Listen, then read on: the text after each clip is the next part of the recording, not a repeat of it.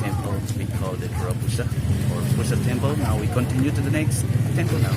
Check it out.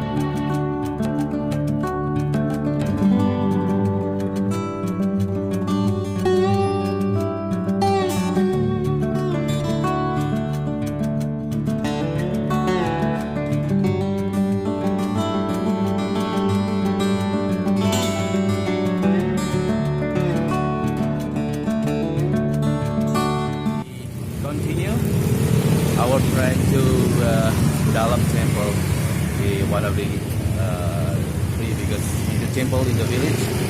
So we drive the scooter here. We go through and check it out.